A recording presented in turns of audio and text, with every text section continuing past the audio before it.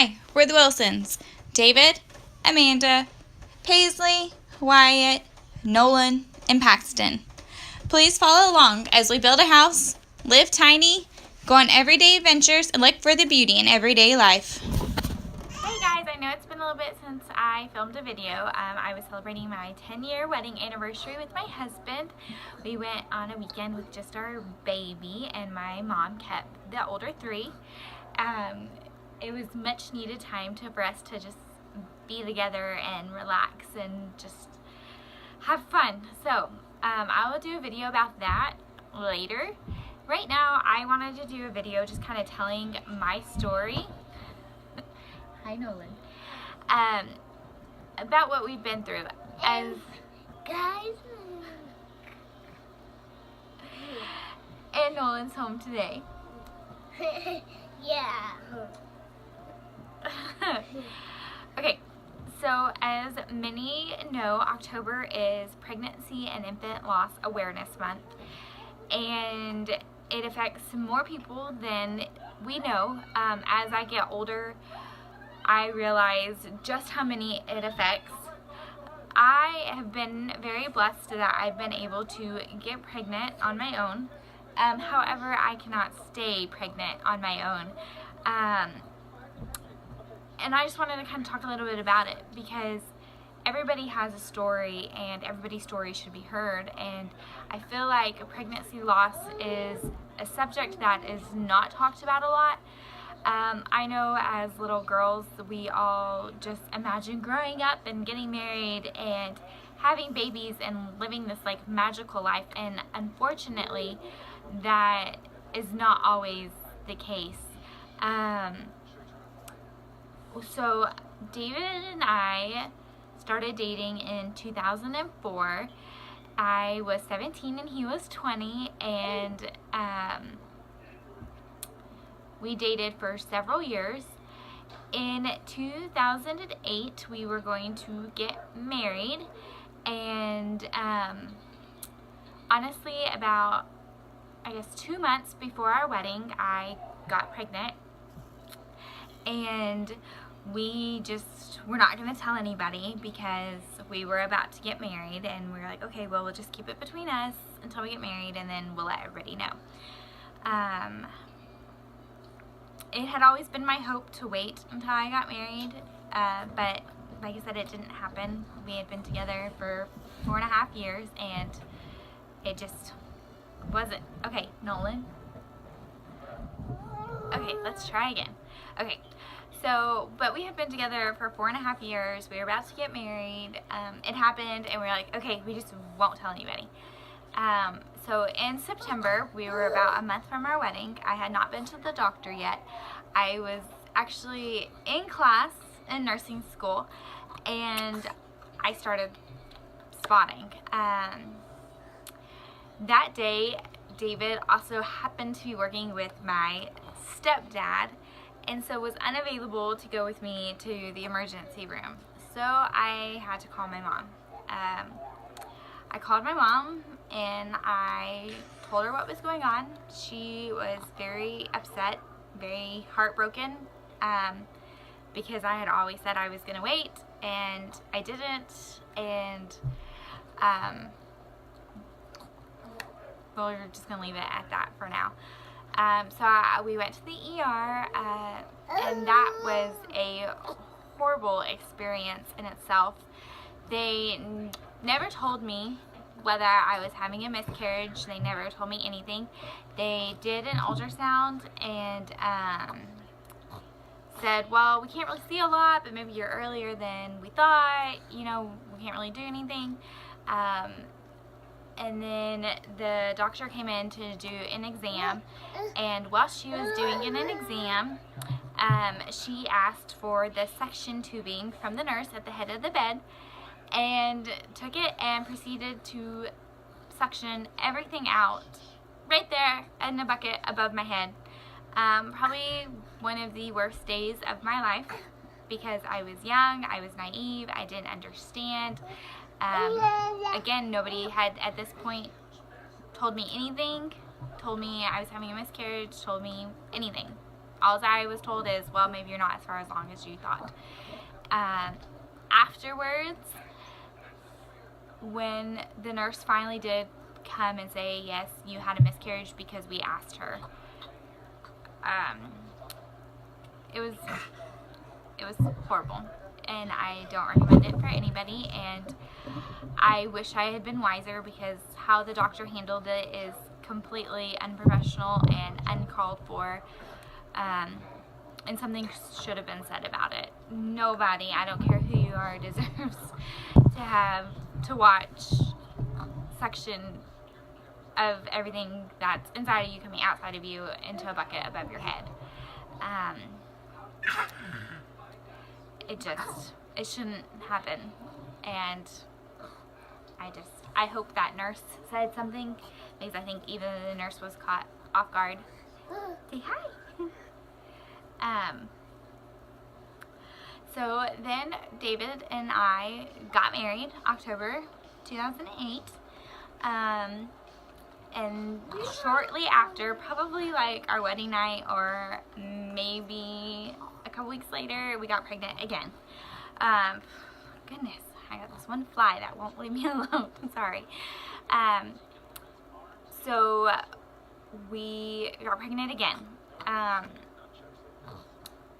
And we went to the doctor right away because we had had a miscarriage.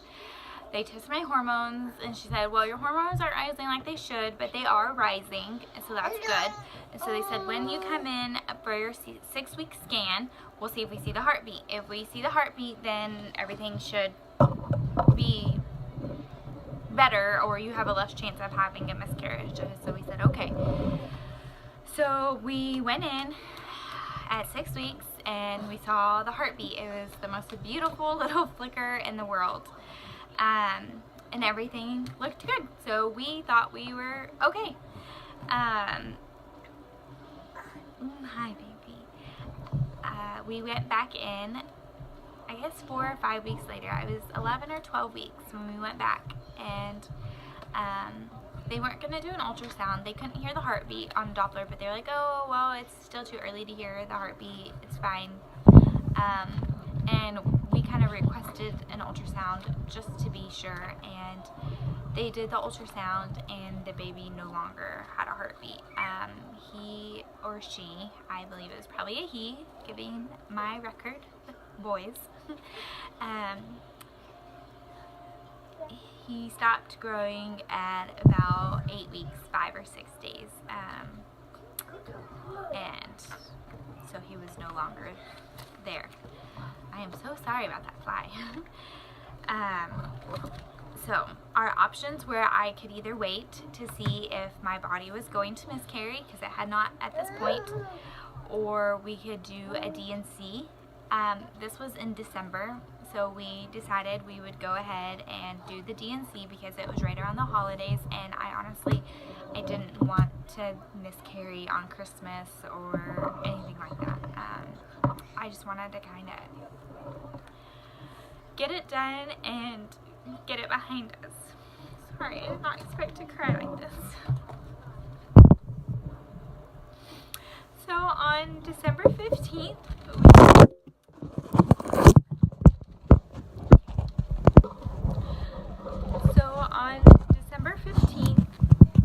we went and we had a D&C with our second pregnancy. When they did the D&C, I apparently had trouble breathing, and they had to put a laryngeal mask down. And once I woke up, I was fine, but I did have that trouble, and they told my husband, and so for 2 years after that, he was like, okay, we're done. He said, I can't chance losing you. He said, if it's just me and you forever, that's what it is. The OB I was seeing at the time wasn't going to do anything. She said miscarriages happen. Insurance won't cover any testing until you've had 3 miscarriages, and so she basically wanted to just try again, and I couldn't do it. So we waited about 2 years, and I finally convinced David that to please try one more time. We had found a new OB who was going to watch us and monitor really, really closely. She wanted to start me on progesterone as soon as I got pregnant to see if that helped, and then she was just going to monitor my levels, and we were going to take my levels frequently. So that's what we did. We got pregnant, and I went to the doctor right away. I found out so early. I got a faint line on the pregnancy test. By the time I went to the doctor that afternoon, it was negative on their urine pregnancy test, and the nurse was like, "Are you sure you're pregnant? Like, did you really get a faint line, or did you just think you saw a faint line?" But they went ahead and gave me the progesterone, and were like, "Okay, well, we're gonna draw your blood, and we'll call you with the results. And if it's negative, then you'll just stop the progesterone." And I said, "Okay." And I said, but I knew I was pregnant. And so I started taking the progesterone, and they called and said, "Yep, you are pregnant, you're right." And they said, "Your number's really low, so you're really, really early." And I was like, "Oh, I already know that, but okay." And my numbers rised like they were supposed to. So with that Paisley's pregnancy, my numbers rise like they were supposed to. I was so sick. I threw up all day, every day for all 40 weeks. Apparently progesterone can make your symptoms worse, and it can also affect your gallbladder. So shortly after Paisley was born, I had to have my gallbladder removed, and I had over 30 gallstones in it, and I had one that had gotten out of the gallbladder and was shutting down my liver. And so I thought I was just going in for a day procedure, and I woke up to find out that they were keeping me overnight, and I had to have a second procedure done the next day to remove the one that was shutting down my liver. So Paisley was born in January of 2011. Then we got pregnant again the next February. And so our first two are only 22 months apart. Wyatt's pregnancy, again, we just started on the progesterone right away, and everything was fine. Then we got pregnant with Nolan, and again, my hormone levels didn't rise like they were supposed to. I honestly think because with him, I was giving a different form of progesterone, and so I don't know that it was necessarily as effective. So I think it took longer to get in my system, and I really think that's what happened. But luckily, then I got my Noli. And then last, we got pregnant with Mr. Paxton, and I took my progesterone, but I did have quite a bit of spotting and stuff with him. I was scared to death. I remember being in Florida last summer with my dad. Nobody knew we were pregnant yet, except for us. And I remember telling David I thought I was having a miscarriage, that I thought I had lost the baby, just because there was so much spotting. But luckily, here he is. I think after everything I've been through is what makes it, ow, he just bit me, ow, it's not funny, ow. I think after everything I've been through is what, it's really made me who I am. It's really made me the mother that I am, to have, don't you bite me again, I have a lot of patience with my kids. I have been extremely sick with every pregnancy.